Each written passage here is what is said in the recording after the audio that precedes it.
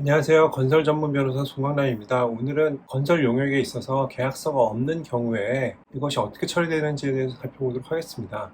종이로 된 계약서가 없는 경우가 건설 용역에서 흔히 발생하는데요. 설계사무소나 감리 업무를 하시는 분들 중에서는 그 업무를 하고도 계약서를 안 쓰고 일을 시작하는 경우들이 많이 있고요.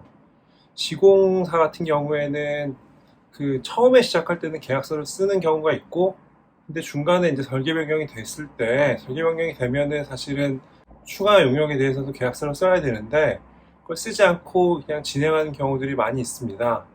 이러한 경우에 어떻게 되는지가 좀 문제가 되는데요. 문제가 이렇게 두 종류로 나죠. 용역을 한 사람은 돈을 주기로 했으니까 나는 일을 했다, 이렇게 말을 하고요. 반대로 또 돈을 줘야 되는 사람은 아니다, 이거는 그냥 공짜로 해주기로 했다, 돈을 주려고 하는 게 아니었다, 이렇게 말을 하고 있습니다. 누가 거짓말을 한다고 판단이 될까요? 결국 이거는 구두계약의 문제인데요. 그 구두계약도 법원에서는 유효한 계약으로 판단합니다. 계약서, 종이로 된 계약서가 없더라도 구두계약도 유효한 계약입니다.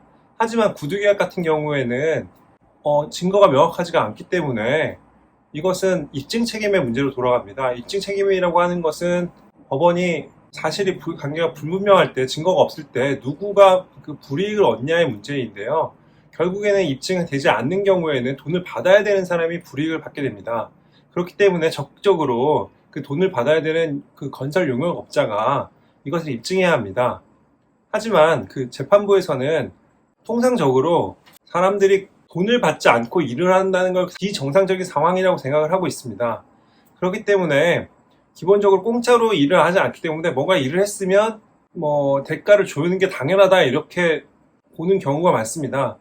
그래서 돈을 받아야 되는 사람이 세금 계산서를 발행했거나, 아니면은 돈을 달라고 청구서를 보냈거나, 아니면 견적서를 보냈거나, 아니면 돈 달라는 공문을 보냈는데 돈을 줘야 되는 사람이 거기에 대해서 답을 안 하고 묵시하고 있다, 그냥 묵묵부답을 하고 있다, 이러한 경우에는 법원이 건설 용역업자의 손을 들어줄 가능성이 높습니다. 건물주나 이런 사람들은 보면 일을 시키고 여기에 대해서 돈을 준다고 얘기한 적이 없으니까 이거는 나는 그런 약속을 한 적이 없다, 이렇게 말을 하시는 분들이 있는데, 저게 일방적인 주장일 뿐이다, 그렇게 말을 했지만 나는 그걸 오케이, 인정하지 않았다, 이렇게 말을 하지만 그걸 묵시하는 적들이 계속 넘어가는 경우에는 그거 인정될 수 있습니다. 그렇기 때문에 그 일을 시키는 건설주나 그 발주자께서들은 그런 요구가 있었을 때 나는 이런 돈을 줄 수 없다, 이건 과한 금액이다, 이런 것들을 정확하게 남겨야지 그 소송에 이길 수 있습니다.